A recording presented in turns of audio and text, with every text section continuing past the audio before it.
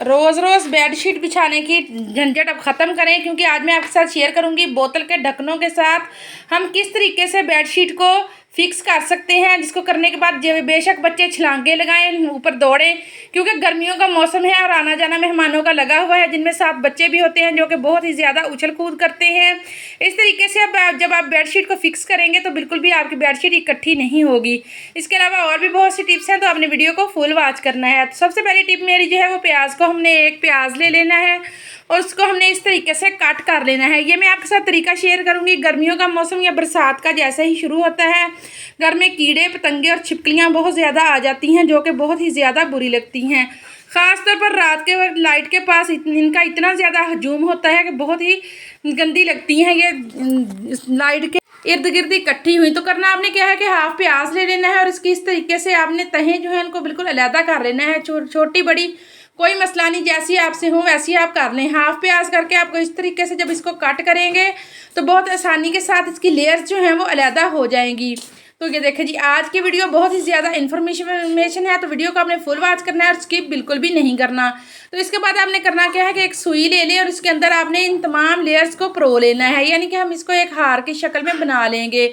ये बहुत ज़बरदस्त और अमेजिंग टिप है, जिसमें आपका 1 रुपया भी खर्च नहीं होगा और आप आसानी के साथ छिपकलियों से जान छुड़वा सकेंगे। तो ये देखें, इनके लेयर्स को आपने इस तरीके से सुई के अंदर परो लेना है। तो काइंडली रिक्वेस्ट है कि वीडियो पर न्यू है, वीडियो पसंद आए तो लाइक करें और चैनल को भी लाजमी सब्सक्राइब किया करें। तो क्या देखिए, इस तरीके से ये एक हार सा बन जाएगा। तो अभी मैं आपको बताती हूँ कि हमने इसको लटकाना किस जगह पर है, क्योंकि जब हम इसको लटका देंगे तो इस प्याज की भीनी भीनी सी खुशबू जो है वो फैली रहेगी, जिसकी वजह से छिपकलियाँ इसके बिल्कुल भी करीब नहीं आएंगी, क्योंकि प्याज की स्मेल जो है वो छिपकलियों को बहुत ज़्यादा नागवार गुजरती है, तो वो इसके पास आने से बहुत ज़्यादा घबराती हैं। तो आपने इस तरीके से एक हार सा परो लेना है और उसको आप जिस जगह पर आपकी लाइट लगी हुई है और रात के टाइम में बहुत ही ज़्यादा छिपकलियाँ आती हैं, वहाँ पे आपने एक कील के साथ इसको लटका लेना है, क्योंकि जब ये लटकिया हुआ होगा तो ये कभी भी छिपकलियाँ आपके लाइट के पास नहीं आएंगी और ना ही आपकी दीवारों के ऊपर चिपकेंगी। ये देखिए जी, नेक्स्ट टिप मेरी जो है, मौसम बरसात शुरू हो चुका है, जिसमें हर चीज़ में नमी जो है वो आ ही जाती है, जितनी ज़्यादा आप केयर कर लें। लेकिन माचिस के अंदर नमी जो है ना अगर आ जाए तो फिर आग जो है वो बहुत नहीं जलती है, फिर बहुत ही ज़्यादा मुश्किल पेश आती है इसको जलाने के लिए। तो करना आपने क्या है कि जब भी आप माचिस को यूज़ करें तो इसके लिए आपने आपने कोई भी इस तरह की डब्बी ले लेनी है जो कि आप ज़्यादा यूज़ ना करते हो। इसके अंदर आपने माचिस को रख लेना है। तो इस तरीके से जब ये बंद रहेगी तो इसमें नमी बिल्कुल भी नहीं आएगी, और जब भी आपको ज़रूरत पड़ेगी तो आप इस तरीके से इसको खोलेंगे और माचिस को आप यूज़ कर सकेंगे बहुत आसानी के साथ, क्योंकि इसके अंदर इस तरीके से नमी नहीं आएगी।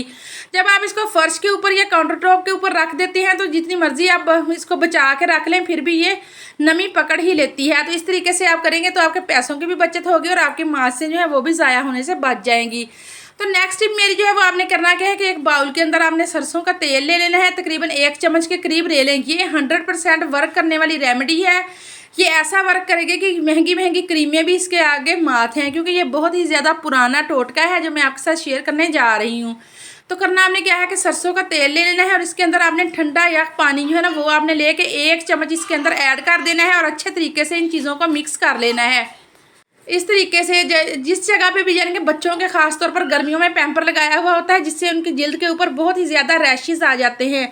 तो जब भी आपने बच्चों का पैम्पर चेंज करना है तो आपने इस तरीके से ये वाला रेमेडी जो है ना, यानी कि तेल के अंदर हमने जो पानी मिक्स किया हुआ है ये आपने लगाकर पैम्पर को लगा देना है। यकीन करेंगे आप, बच्चे के बिल्कुल भी रैशेस नहीं होंगे। इसके अलावा कुछ लोग ऐसे हैं जिनके बड़ों के भी रैशेस जो हैं वो बहुत ज़्यादा हो जाते हैं, जो कि बहुत ही ज़्यादा तकलीफदेह होते हैं।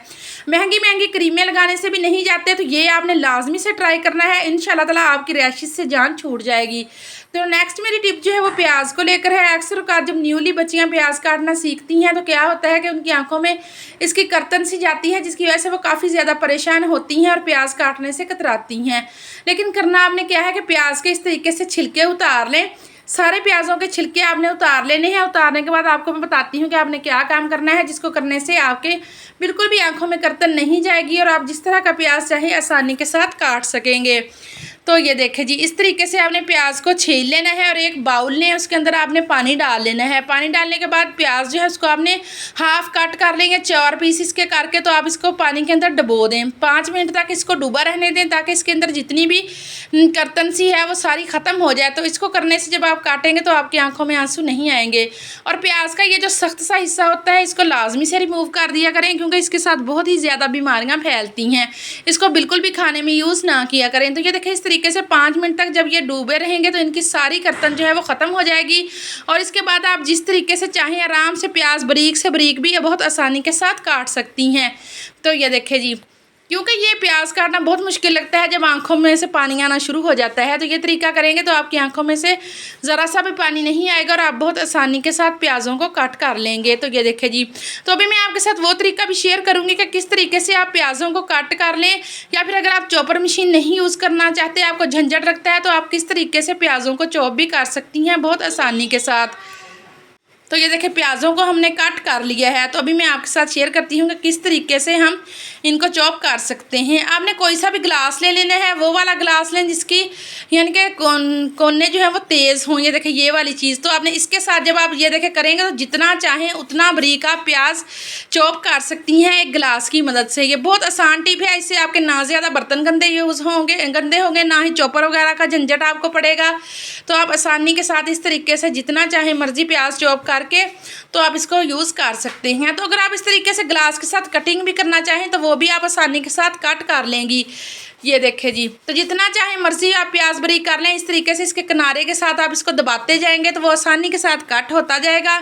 इसके अलावा वो लोग जिनका मिर्चें सब्ज़ काटने की वजह से हाथों के ऊपर जलन होती है, तो आप इस तरीके से सब्ज़ मिर्चों को भी चॉप कर सकती हैं बहुत आसानी के साथ। बहुत ही ज़बरदस्त और मज़े की ये टिप है जो कि आप आसानी के साथ आपका काम भी हो जाएगा और आपको मुश्किल भी पेश नहीं आएगी। तो छोटी छोटी टिप्स होती हैं जिनके फॉलो करने से आप अपने डेली रूटीन के काम आसान कर सकती हैं। तो नेक्स्ट मेरी टिप्स जो है वो दालों को लेकर है, क्योंकि मौसम बरसात है और मौसम बरसात में दालें वगैरह में आटे में कीड़ा जो है वो लग जाता है जो कि परेशानी का बायस बनता है। तो आपने करना क्या है कि जब भी आप दालें लेके आएँ तो आप इनको धूप लाजमी लगवाया करें। अगर लंबे अरसे तक सेव करना चाहते हैं तो 15 से 20 दिनों के बाद धूप लगवाना ज़रूरी है। बेशक आप इसके अंदर तेज़पात डाल लें, लौंग डालें, जो मर्ज़ी तरीका कर लें, लेकिन जब आप धूप लगवाएंगे तो इसको आप 1 साल तक भी दालों को आसानी के साथ सेव कर लेंगी। लेकिन ये है कि 10-15 दिनों के बाद आपने धूप इनको लाजमी लगवानी है, क्योंकि बरसात के मौसम में हर चीज़ में नमी आई हुई होती है जिसकी वजह से कीड़ी वगैरह जो है वो दालों के अंदर लग जाती है। लेकिन अगर आप ये तरीका फॉलो करेंगे तो इंशाल्लाह ताला आपकी दालों में कभी भी कीड़ा नहीं लगेगा। तो नेक्स्ट मेरी टिप है जी, आपने एक बर्तन के अंदर खोलता हुआ पानी ले लेना है। बहुत ज़्यादा गर्म पानी हम यूज़ करेंगे इस रेमेडी के लिए। तो ये देखें इसके अंदर हम 1 चम्मच फुल भर के डालेंगे मीठे सोडे का। तो मीठा सोडा आपने डाल लेना है, ये बहुत ही ज़बरदस्त क्लीनिंग का काम करता है। 1 चम्मच फुल भर के हम इसके अंदर डालेंगे सरफ का। तो इन दोनों चीज़ों को हम बहुत अच्छे तरीके से मिक्स कर लेंगे। मिक्स करने के बाद अगर आपके पास डिश वॉश लिक्विड है तो वो यूज़ कर लें। अगर आप साबुन वगैरह यूज़ करते हैं तो उनको भी आप इसके लिए इस्तेमाल कर सकते हैं। तो मैं यहाँ पे डिश वॉश यूज़ करूँगी, तकरीबन 1 चम्मच के करीब मैंने इसको इसके अंदर ऐड कर दिया है। इन तमाम चीज़ों को हम अच्छे तरीके से मिक्स कर लेंगे तो ये हमारे पास एक ज़बरदस्त सा लिक्विड बन के तैयार हो चुका है। तो इसको हम यूज़ करेंगे। हमारे ड्रेन्स जो बंद हो जाते हैं, सिंक जिसमें हम बर्तन वगैरह वॉश करते हैं, तो चिकनाई इनके पाइपों के अंदर जम जाती है, तो इसको हम निकालने के लिए इसको यूज़ करेंगे। एक तो पानी गर्म है और इसके अंदर जो चीज़ें हमने ऐड की हैं वो बहुत ज़बरदस्त से आपके इस पाइप वगैरह जो बंद ड्रेन होंगे उनको भी खोलने में मदद करेगी, और एक बैड सी जो स्मेल पैदा हो जाती है सिंक के अंदर उसको भी ये पैदा नहीं होने देगी। तो 2 से 3 दिनों के बाद आप इस तरीके से खोलता हुआ पानी लेकर इनमें ये वाली चीज़ें शामिल कर लिया करें और इनको ड्रेन्स के अंदर डाला करें। तो इंशाल्लाह ताला आपका ड्रेन जो है वो भी खुल जाएगा और बहुत आसानी के साथ, और आपके स्मेल भी बैड नहीं आएगी। तो नेक्स्ट मेरी टिप है जो कूलर के साथ आप किस तरीके से पानी को ठंडा रख सकते हैं। तो इसके लिए सबसे पहले तो मैं आपके साथ कूलर की सफाई का तरीका शेयर करूंगी, क्योंकि जब आप नीट एंड क्लीन कूलर रखेंगे तो इसकी कारकर्दगी भी बेहतर आएगी और चीज़ पड़ी हुई भी अच्छी लगेगी और जरासीमों से भी पाक रहेगी। तो आप कूलर की हालत देख सकती हैं, ज़िद्दी पानी के दाग जो हैं वो इसके अंदर लग गए हैं। ये देखिए कूलर के अंदर जब हम पानी बार बार डालते रहते हैं तो इसके अंदर पानी के खारे या हों पानी के या वैसे भी पानी के दाग जो है वो पड़ जाते हैं। तो इसको आप किस तरीके से क्लीन कर सकते हैं, आपने स्पंज के ऊपर 1 चम्मच नमक ऐड करना है और 1 चम्मच हम इसके ऊपर ऐड करेंगे मीठा सोडा।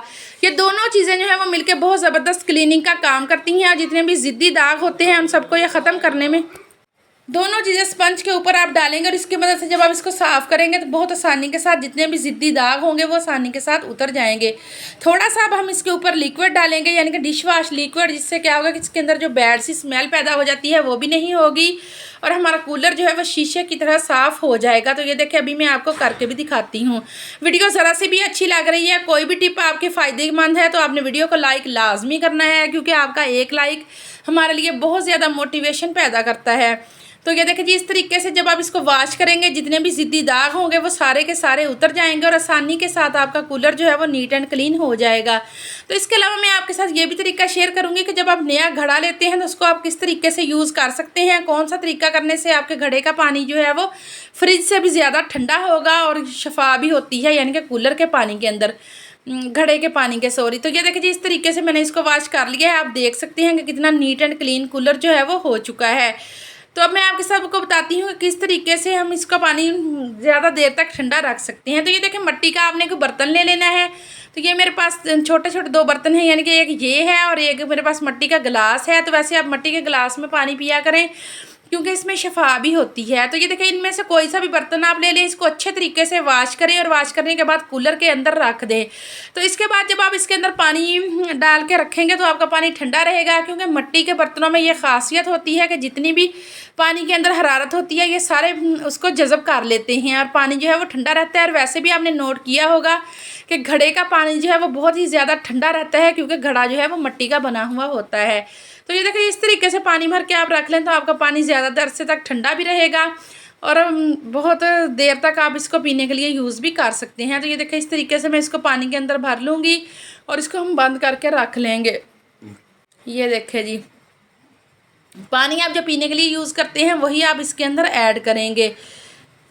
पुराने ज़माने में लोग मिट्टी के बर्तन इस्तेमाल किया करते थे और आप हमने नोट किया होगा कि उनकी उम्रें भी कितनी ज़्यादा, यानी कि 100 साल तक उनकी उम्रें जो है वो होती थी और उनके यानी कि घुटनों वगैरह में दर्द बिल्कुल भी नहीं होती थी। लेकिन आजकल के दौर में फ्रिज का पानी पीने के बाद तकरीबन जिसको से पूछ लें उसी की टांगों में दर्द होता है। तो ये देखिए, इस तरीके से जब आप पानी भर के यूज़ करेंगे तो इसका आपको नुकसान भी नहीं होगा। जो फ्रिज से आप ठंडा यख पानी निकाल कर पीते हैं वो हमें हमारी सेहत के लिए बहुत ही ज़्यादा नुकसानदेह होता है। तो नेक्स्ट मेरा आइडिया ये है कि अगर आप नया घड़ा यूज़ करें तो आपने इसके अंदर पानी यानी कि हाथ बिल्कुल भी नहीं डालना है। इसको आपने इस तरीके से अच्छे तरीके से वॉश कर लेना है हिला हिला कर।